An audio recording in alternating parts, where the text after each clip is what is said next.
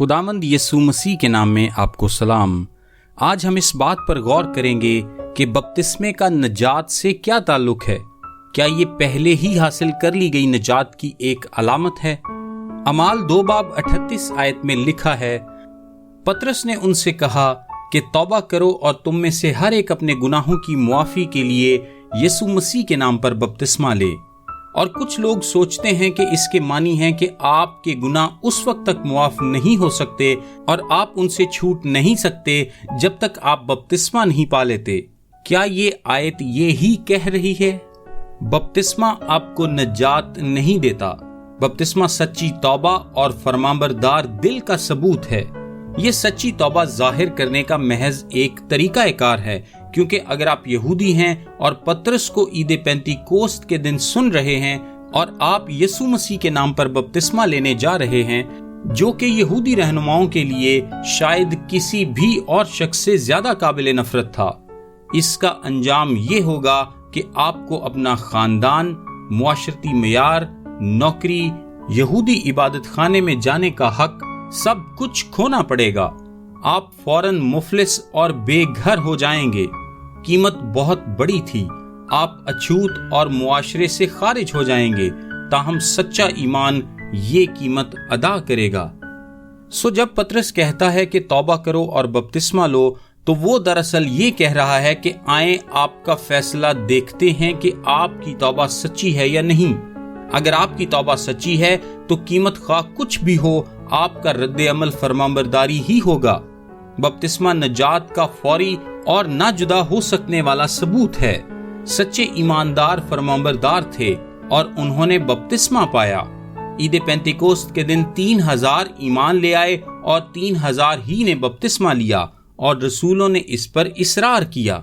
इब्तिदाई कलीसिया में अगर कोई ईमान लाने वाला बपतिस्मा पाने के लिए तैयार ना होता था तो उसकी तौबा को मजबूत नहीं समझा जाता था, और उस वक्त ऐसी कोई कलीसिया नहीं थी जिसने बपतिस्मा ना पाया हो, और ना ही ऐसे ईमानदारों का कोई नामो निशान था जिन्होंने बपतिस्मा ना पाया हो। बपतिस्मा फरमाबरदारी था और फरमाबरदारी तौबा का नतीजा थी। उस वक्त ये इस हद तक नजात का ना जुदा हो सकने वाला निशान बन गया था कि जब पौलुस इफिसियों 4 बाब में नजात पर बात कर रहा था तो वो इसे इस तौर पर बयान करता है, लिखा है, खुदावंद एक ही है, एक ही ईमान, एक ही बपतिस्मा, और इससे उसकी मुराद है एक ही नजात। ताहम बपतिस्मा और नजात मुतरादिफ बन चुके थे। दुनिया में अब भी बहुत सी जगह हैं जहां आप किसी से ये नहीं पूछेंगे कि क्या वो नजात याफ्ता हैं, बल्कि आप पूछेंगे कि क्या वो बपतिस्मा याफ्ता हैं, क्योंकि ये नजात का फौरी और जुदा ना हो सकने वाला सबूत था। जैसे जैसे कलीसिया बढ़ती गई और इसमें तब्दीलियां आती गईं, बपतिस्मा नजात की अलामत होने के तौर पर दूर, मजीद दूर और मजीद दूर होता चला गया।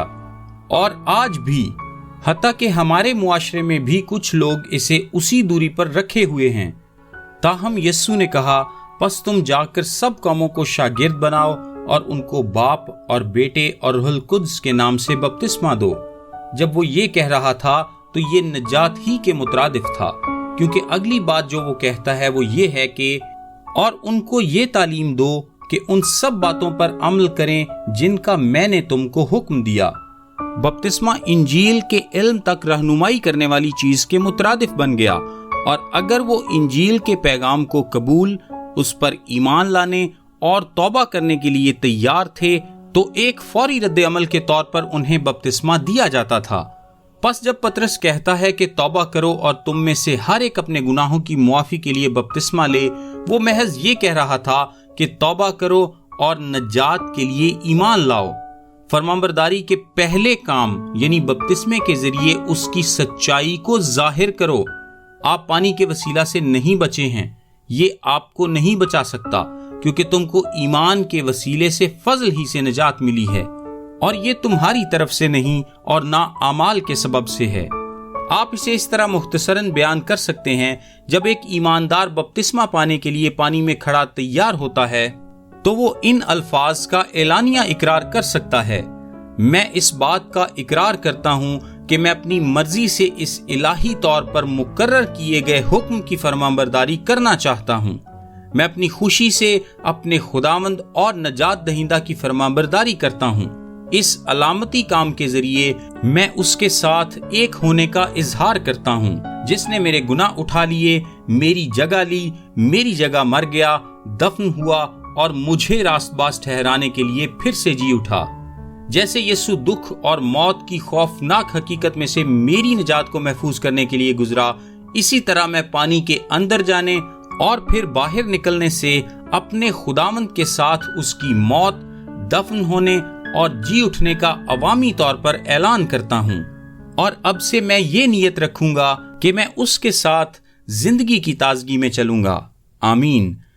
میرا نام تابش قاضی ہے اور یہ پیغام آپ کو ڈیلی ورسز کی جانب سے پیش کیا گیا ہے۔ ہم سوموار سے جمعہ یعنی ہفتے میں 5 دن انگلش، اردو اور آڈیو میں ایسے پیغامات واٹس ایپ سروس کے ذریعے بھیجتے ہیں۔ اگر آپ اپنے نمبر پر یہ سروس حاصل کرنا چاہتے ہیں تو ابھی اپنا نام اور شہر کا نام لکھ کر 0333 80 20 972 973 یا پھر 974 پر واٹس ایپ میسج کریں۔ خدا آپ کو برکت دے۔ آمین۔